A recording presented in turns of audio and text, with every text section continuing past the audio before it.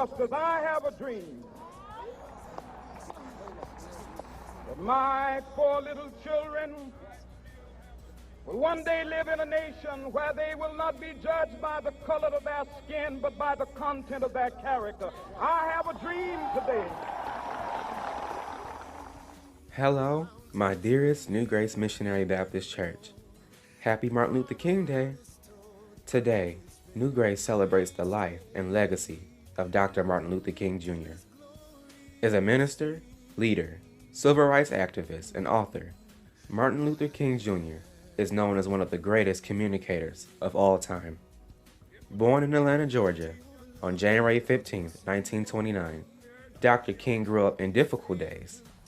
But just as he did through all of his life, he overcame. He fought through the battles and stepped over the obstacles. He held on to truth and stood up for what was right.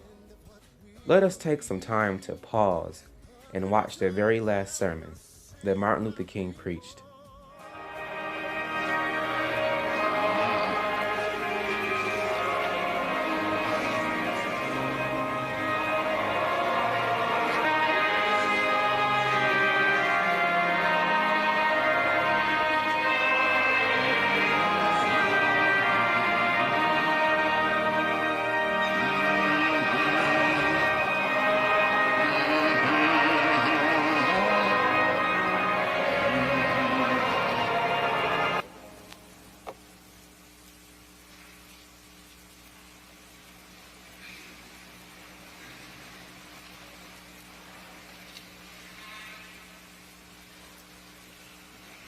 I need not pause to say how very delighted I am to be here this morning, to have the opportunity of standing in this very great and significant pulpit.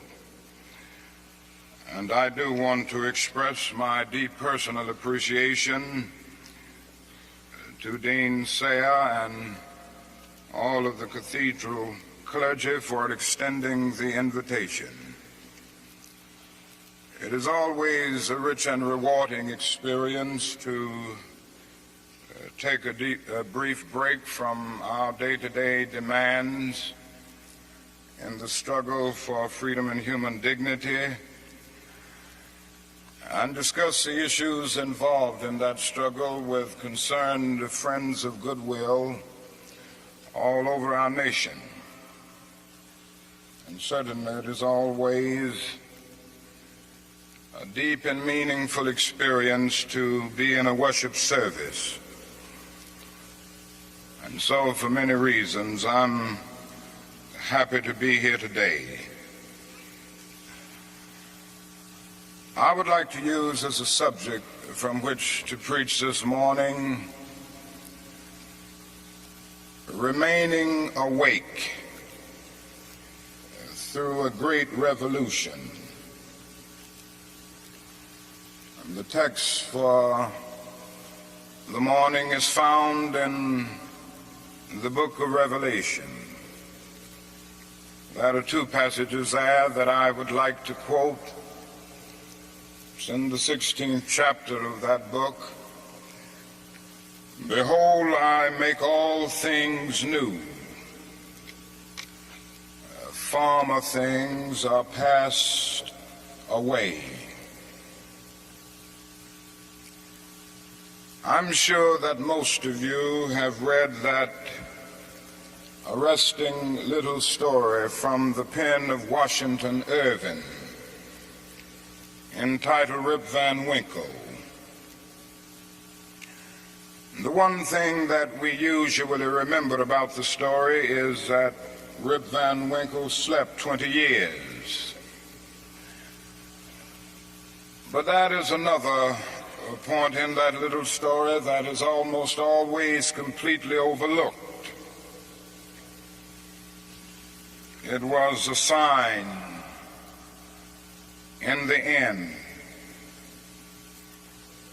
from which Rip went up in the mountain for his long sleep. When Rip Van Winkle went up in the mountain,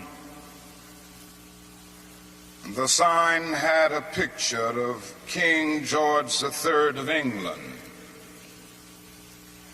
When he came down 20 years later, the sign had a picture of George Washington, the first president of the United States.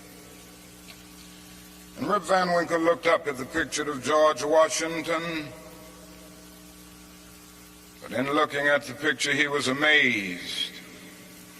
He was completely lost. He knew not who he was. And this reveals to us that the most striking thing about the story of Rip Van Winkle is not merely that Rip slept 20 years, but that he slept through a revolution.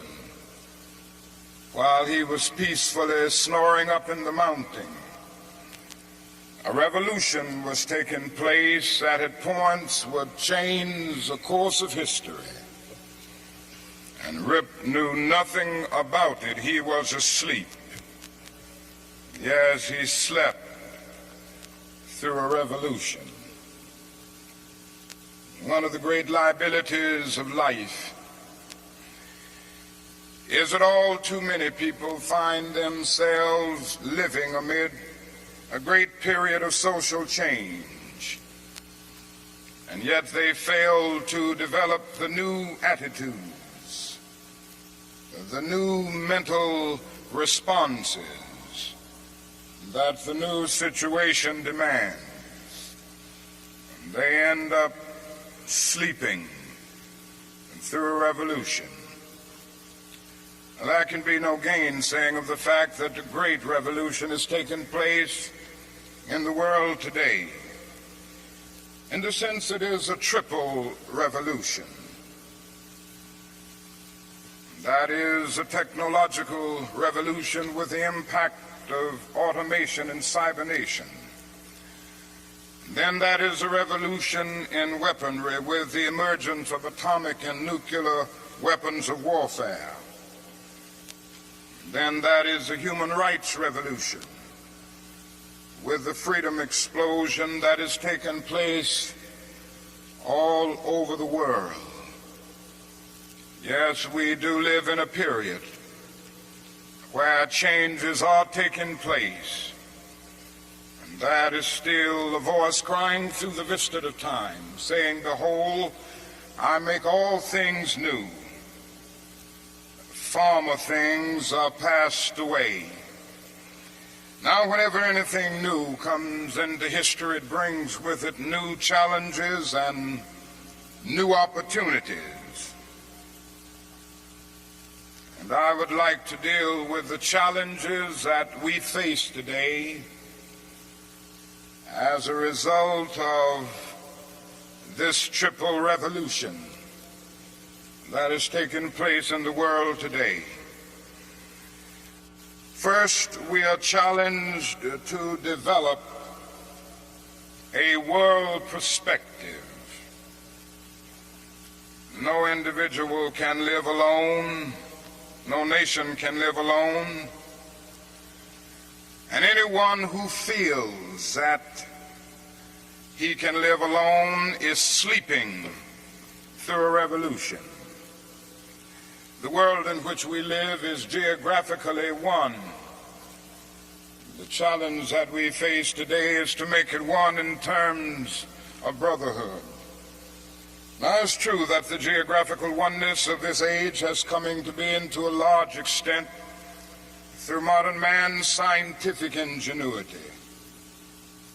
Modern man, through his scientific genius, has been able to dwarf distance and place time in chains.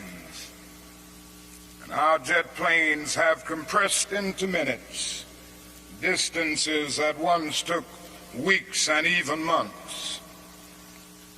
All of this tells us that our world is a neighborhood. Through our scientific and technological genius, we have made of this world a neighborhood, and yet we have not had the ethical commitment to make of it a brotherhood. But somehow and in some way we've got to do this. We must all learn to live together as brothers, or we will all perish together as fools. We are tied together in the single garment of destiny, caught in an inescapable network of mutuality. And whatever affects one directly affects all indirectly. For some strange reason, I can never be what I ought to be until you are what you ought to be. And you can never be what you ought to be until I am what I ought to be. This is the way God's universe is made. This is the way it is structured. John Donne caught it years ago and placed it in graphic terms. No man is an island entire of itself. Every man is a piece of the continent, a part of the main. And he goes on toward the end to say, any man's death diminishes me because I am involved in mankind. Therefore never sin to know for whom the bell tolls. It tolls for thee. We must see this, believe this, and live by it if we are to remain awake through a great revolution. Secondly, we are challenged to eradicate the last vestiges of racial injustice from our nation. I must say this morning that racial injustice is still the black man's burden and the white man's shame. It is an unhappy truth that racism is a way of life for the vast majority of white Americans, spoken and unspoken, acknowledged and denied, subtle and sometimes not so subtle. The disease of racism permeates and poisons a whole body politic. And I can see nothing more urgent than for America to work passionately and unrelentingly to get rid of the disease of racism. Something positive must be done. Everyone must share in the guilt, as individuals and as institutions. The government must certainly share the guilt. Individuals must share the guilt. Even the church must share the guilt. We must face the sad fact at 11 o'clock on Sunday morning when we stand to sing, "In Christ there is no east nor west."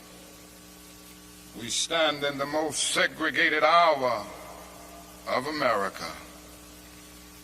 The hour has come for everybody, for all institutions, for the public sector and the private sector, to work to get rid of racism. Now, if we are to do it, we must honestly admit certain things and get rid of certain myths that have constantly been disseminated all over our nation. One is the myth of time. It is a notion that only time can solve the problem of racial injustice. And there are those who often sincerely say to the Negro and his allies in the white community, why don't you slow up? Stop pushing things so fast. Only time can solve the problem.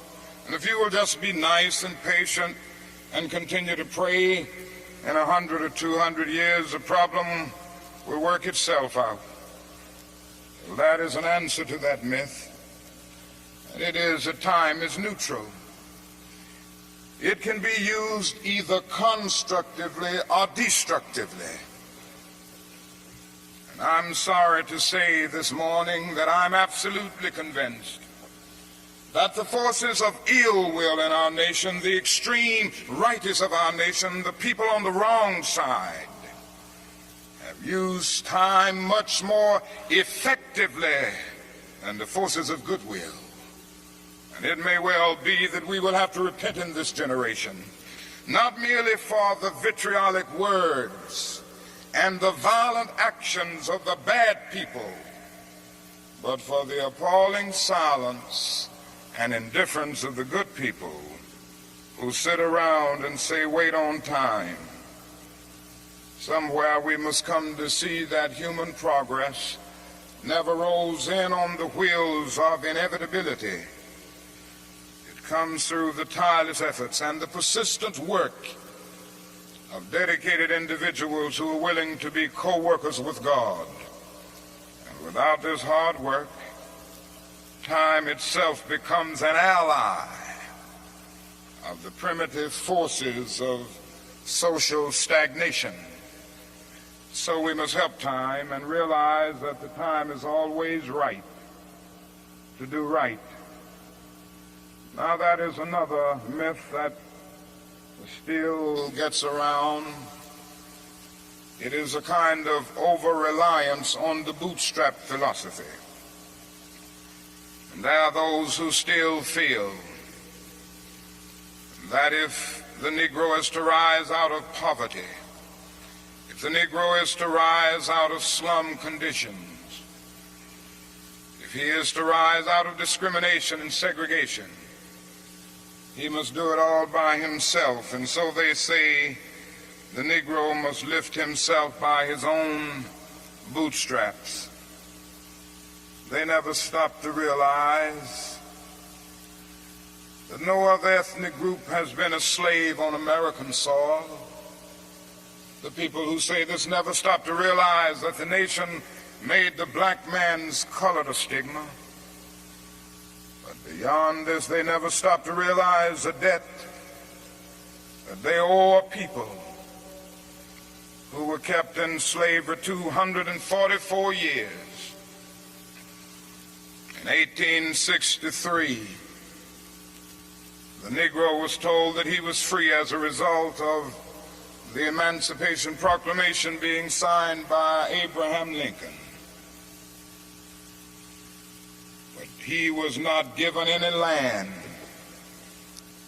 to make that freedom meaningful. It was something like keeping a person in prison for a number of years and suddenly discovering that that person is not guilty of the crime for which he was convicted. And you just go up to him and say, now you're free. But you don't give him any bus fare to get to town.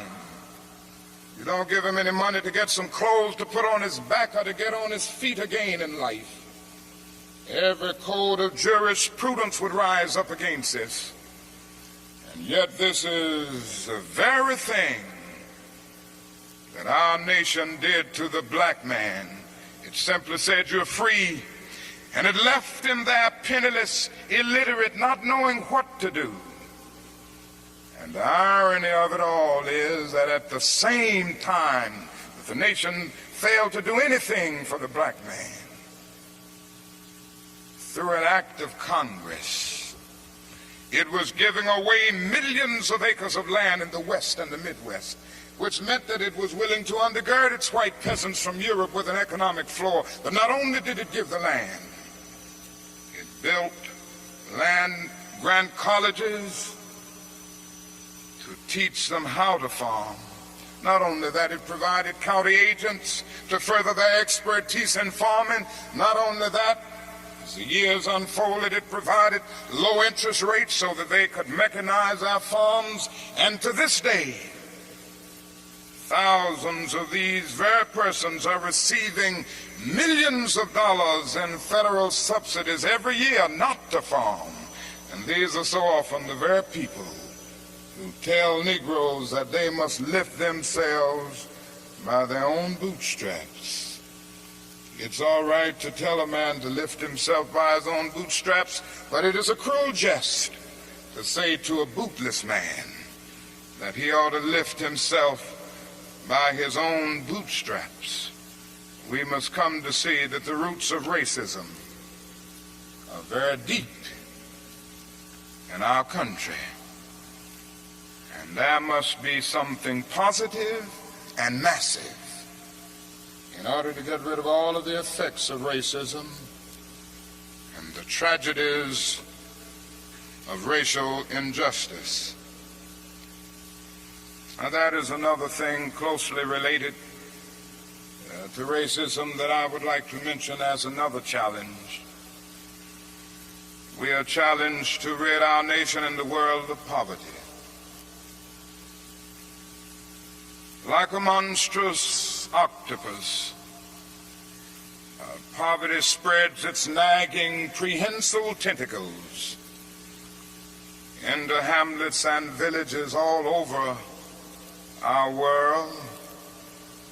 2/3 of the peoples of the world go to bed hungry at night. They are ill-housed, they are ill-nourished, they are shabbily clad. I've seen it in Latin America, I've seen it in Africa. I've seen this poverty in Asia. I remember some years ago, Mrs. King and I journeyed to that great country known as India. And I never will forget the experience. It was a marvelous experience to meet and talk with the great leaders of India. And to meet and talk with and speak to thousands and thousands of people all over that vast country. These experiences will remain dear to me as long as the cords of memory shall lengthen. But I say to you this morning, my friends, there were those depressing moments. How can one avoid being depressed when he sees with his own eyes evidences of millions of people going to bed hungry at night?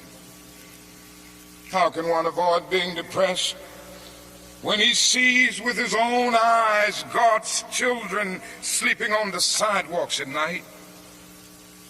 In Bombay, more than 1 million people sleep on the sidewalks every night. In Calcutta, more than 600,000 sleep on the sidewalks every night. They have no beds to sleep in. They have no houses to go in. How can one avoid being depressed when he discovers that out of India's population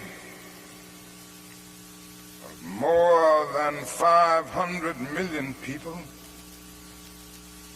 some 480 million make an annual income of less than $90 a year. And most of them have never seen a doctor or dentist. As I noticed these things, something within me cried out, can we in America stand idly by and not be concerned? And an answer came, oh no, because the destiny of the United States is tied up with the destiny of India and every other nation. And I started thinking of the fact that we spend in America millions of dollars a day to store surplus food. And I said to myself, I know where we can store that food free of charge, in the wrinkled stomachs of the millions of God's children all over the world who go to bed hungry at night. And maybe we've spent far too much of our national budget establishing military bases around the world rather than bases of genuine concern and understanding. But not only do we see poverty abroad, I would remind you that in our own nation there are about 40 million people who are poverty-stricken. I have seen them here and there. I've seen them in the ghettos of the North. I've seen them in the rural areas of the South. I've seen them in Appalachia. I've just been in the process of touring many areas of our country. And I must confess that in some situations I I've literally found myself crying. I was in Marks, Mississippi the other day, which is in Quitman County, the poorest county in the United States. I tell you, I saw hundreds of little black boys and black girls walking the streets with no shoes to wear. I saw their mothers and their fathers trying to carry on a little Head Start program, but they had no money. The federal government hadn't funded them. They were trying to carry on, and they raised a little money here and there, trying to get a little food to feed the children, trying to teach them a little something. And I saw mothers and fathers who said to me, not only were they unemployed, but they didn't get any kind of income, no old age pension, no welfare check or anything. I said, how do you live? They say, well, we go around to the neighbors and ask them for a little something. When the berry season comes, we pick berries. When the rabbit season comes, we hunt and catch a few rabbits. And that's about it. And I was in Newark and Harlem just this week. And I walked in to the homes of welfare mothers. I saw them in conditions, no, not with wall-to-wall carpet, but wall-to-wall rats and roaches. I stood in an apartment, and this welfare mother said to me, the landlord will not repair this place. I've been here 2 years, and he hadn't made a single repair. She pointed out her little boy who was a victim of lead poisoning. She pointed out the walls with all of the ceiling falling through. She showed me the holes where the rats came in. She said, night after night, we have to stay awake, keep the rats and the roaches from getting to the children. I said, how much do you pay for this apartment? She said, $125. And I looked and I thought and said to myself, it isn't worth $60. Poor people are forced to pay more for less, living in conditions day in and day out where their whole area is constantly drained without being replenished. It becomes a kind of domestic colony. And the tragedy is so often these 40 million people are invisible because America is so affluent, so rich, because our expressways carry us away from the ghetto. We don't see the poor. Jesus told a parable one day, and he reminded us that a man went to hell because he didn't see the poor. His name was Diocese. He was a rich man. And there was a man by the name of Lazarus, who was a poor man, but not only was he poor, he was sick. Sores were all over his body. He was so weak that he could hardly move. But he managed to get to the gate of Diocese every day, wanting just to have the crumbs that would fall from his table. Diocese did nothing about it. The parable ends saying, Diocese went to hell, and there was a fixed gulf now between Lazarus and Diocese. There is nothing in that parable which says that Diocese went to hell because he was rich.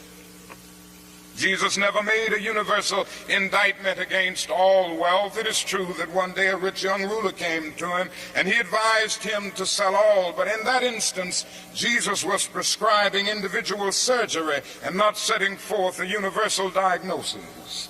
And if you will look at that parable with all of its symbolism, you will remember that a conversation took place between heaven and hell, and on the other end of that long distance call between heaven and hell was Abraham in heaven. talking to Diocese in hell. Now, Abraham was a very rich man. If you go back to the Old Testament, you see that he was the richest man of his days. So it was not a rich man in hell talking with a poor man in heaven. It was a little millionaire in hell talking with a multimillionaire in heaven. Diocese didn't go to hell because he was rich. Diocese didn't realize that his wealth was his opportunity. It was his opportunity to bridge the gulf that separated him from his brother Lazarus. Diocese went to hell because he passed by Lazarus every day and he never really saw him. He went to hell because he allowed his brother to become invisible. Diocese went to hell because he maximized the minimum and minimized the maximum. Indeed, Diocese went to hell because he sought to be a conscientious objector in the war against poverty. And this can happen to America, the richest nation in the world. There's nothing wrong with that. This is America's opportunity to help bridge the gulf between the haves and the have-nots. And the question is whether America will do it. There's nothing new about poverty. What is new is that we now have the techniques and the resources to get rid of poverty. But the real question is whether we have the will. In a few weeks, some of us are coming to Washington to see if the will is still alive or if it is alive in this nation. We're coming to Washington in a poor people's campaign. Yes, we're going to bring the tired, the poor, the huddled masses. We're going to bring those who have known long years of hurt and neglect. We're going to bring those who've come to feel that life is a long and desolate corridor with no exit sign. We're going to bring children and adults and old people, people who've never seen a doctor or a dentist in their lives. We're not coming to engage in any histrionic gesture. We're not coming to tear up Washington. We're coming to demand that the government will address itself to the problem of poverty. We read one day, we hold these truths to be self-evident, that all men are created equal, that they are endowed by their Creator with certain inalienable rights, that among these are life, liberty, and the pursuit of happiness. But if a man doesn't have a job or an income, he has neither life nor liberty and the possibility for the pursuit of happiness. He merely exists. We're coming to ask America to be true to the huge promissory note that it signed years ago. We're coming to engage in dramatic, non-violent action to call attention to the gulf between promise and fulfillment, to make the invisible visible. Why do we do it this way? We do it this way because it is our experience that the nation doesn't move around questions of genuine equality for the poor and for black people until it is confronted massively, dramatically, in terms of direct action. Great documents are here to tell us something should be done. We met here some years ago in the White House Conference on Civil Rights, and we out with the same recommendations that we will be demanding in our campaign here, but nothing has been done. The President's Commission on Technology, Automation, and Economic Progress recommended these things some time ago. Nothing has been done. Even the urban coalition made up of mayors of most of the cities of our country The leading businessmen have said that these things should be done. Nothing has been done. The Kerner Commission came out with its report just a few days ago and then made specific recommendations. Nothing has been done. And I submit that nothing will be done until people of goodwill put their bodies and their souls in motion. And it will be the kind of soul force brought into being as a result of this confrontation that I believe will make the difference. Yes, it will be a poor people's campaign. This is a question facing America.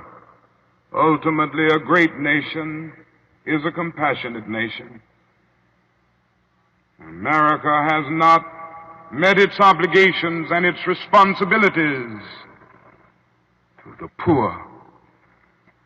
One day, we will have to stand before the God of history, and we will talk in terms of things we've done. Yes, we will be able to say, we build gargantuan bridges to span the seas. We build gigantic buildings to kiss the skies. Yes, we made our submarines to penetrate oceanic depths. We brought into being many other things with our scientific and technological power. It seems that I can hear the God of history saying, that was not enough. But I was hungry, and ye fed me not. I was naked, and ye clothed me not. I was devoid of a decent sanitary house to live in, and ye provided no shelter for me. And consequently, you cannot enter the kingdom of greatness if ye do it unto the least of these, my brethren. Ye do it unto me. That's the question facing America today. And I want to say one other challenge that we face is simply that we must find an alternative to war and bloodshed. Anyone who feels, and there are still a lot of people who feel that way, that war can solve the social problems facing mankind, is sleeping through a revolution. President Kennedy said on one occasion, mankind must put an end to war, or war will put an end to mankind. The world must hear this. I pray God that America will hear this before it is too late, because today we are fighting a war. I'm convinced that it is one of the most unjust wars that has ever been fought in the history of the world. Our involvement in the war in Vietnam has torn up the Geneva Accord. It has strengthened the military-industrial complex. It has strengthened the forces of reaction in our nation. It has put us against the self-determination of the vast majority of Vietnamese people and put us in the position of protecting a corrupt regime that is stacked against the poor. It has played havoc with our domestic destinies. And this day we are spending $500,000 to kill every Viet Cong soldier. Every time we kill one, we spend about $500,000, while we spend only $53 a year for every person characterized as poverty-stricken in the so-called poverty program, which is not even a good skirmish against poverty. But not only that, it has put us in a position of appearing to the world as an arrogant nation. Here we are 10,000 miles away from home, fighting for the so-called freedom of the Vietnamese people when we've not even put our own house in order. And we force young black men and young white men to fight and kill in brutal solidarity. And yet when they come back home, they can't hardly live on the same block together. The judgment of God is upon us today. And we could go right down the line and see that something must be done, and something must be done quickly. We have alienated ourselves from other nations, so we end up morally and politically isolated in the world.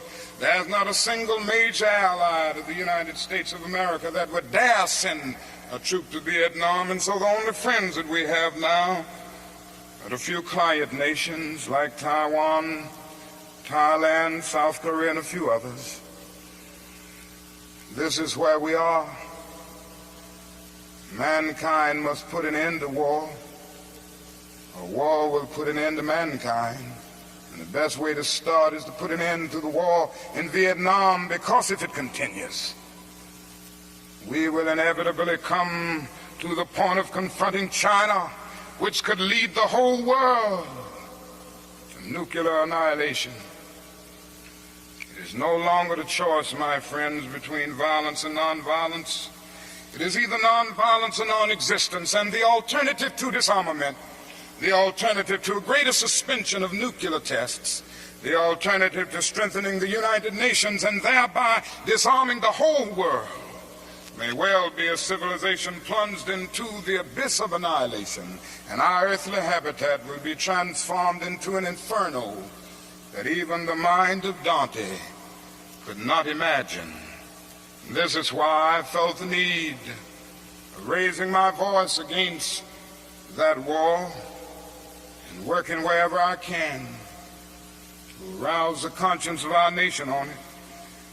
I remember so well when I first took a stand against the war in Vietnam, the critics took me on and they had their say in the most negative and sometimes most vicious way. One day a newsman came to me and said, "Dr. King, don't you think you're going to have to stop now opposing the war and move more in line with the administration's policy? Because I understand it has hurt the budget of your organization, and people who once respect you have lost respect. People who once respected you have lost respect for you. Don't you feel that you've really got to change your position?" I looked at him and I had to say, "Sir, I'm sorry, you don't know me. I'm not a consensus leader. I do not determine what is right and wrong by looking at the budget of the Southern Christian Leadership Conference or by taking a sort of Gallup poll of the majority opinion. Ultimately, a genuine leader is not a searcher for consensus, but a mold of consensus. On some positions, cowardice asks the question, is expedient? And then expediency comes along and asks the question, is it politic? Vanity asks the question, is it popular? And conscience asks the question, is it right? And there comes a time when one must take a position that is neither safe, nor politic, nor popular. But he must do it because conscience tells him it is right. And I believe today that that is a need for all people of goodwill to come with a massive act of conscience and say, in the words of the old Negro spiritual, we ain't gonna study war no more. This is the challenge facing modern man. Let me close by saying that we have difficult days ahead in the struggle for justice and peace. But I will not yield to a politic of despair. I'm going to maintain hope. As we come to Washington in this campaign, the cards are stacked against us. This time we will really confront a Goliath. And God grant that we will be that David of truth set out against the Goliath of injustice, the Goliath of neglect, the Goliath of refusing to deal with the problems, and go on with a determination to make America the truly great America that it is called to be. I say to you that our goal is freedom, and I believe we're going to get there, because however much she strays away from it, the goal of America is freedom. Abused and scorned though we may be as a people, our destiny is tied up in the destiny of America. Before the Pilgrim Fathers landed at Plymouth, we were here. Before Jefferson etched across the pages of history the majestic words of the Declaration of Independence, we were here. Before the beautiful words of the Star-Spangled Banner were written, we were here. For more than 2 centuries, our forebears labored here without wages.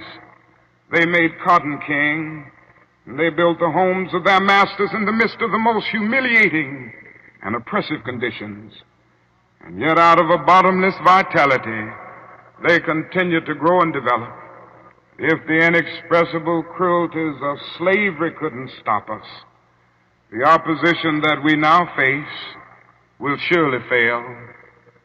We're going to win our freedom because both the sacred heritage of our nation and the eternal will of the Almighty God are embodied in our echoing demands. And so however dark it is, however deep the angry feelings are and the violent explosions are, I can still sing, we shall overcome. We shall overcome because the arc of the moral universe is long, but it bends toward justice. We shall overcome because Carlyle is right. No lie can live forever. We shall overcome because William Cullen Bryant is right. Truth-crushed earth will rise again. We shall overcome because James Russell Lowell is right, as we were singing earlier today. Truth forever on the scaffold, wrong forever on the throne. Yet that scaffold sways the future, and behind the dim unknown standeth God within the shadow, keeping watch above his own. With this faith, we will be able to hew out of the mountain of despair a stone of hope. With this faith, we will be able to transform the jangling discords of our nation into a beautiful symphony of brotherhood. Thank God for John, who centuries ago out on a lonely, obscure island called Patmos caught vision of the New Jerusalem descending out of heaven from God, and who heard a voice saying, behold, I make all things new. Former things are passed away. God grant that we will be participants in this newness and this magnificent development. If we will but do it, we will bring about a new day of justice and brotherhood and peace. And that day the morning stars will sing together, and the sons of God will shout for joy. God bless you.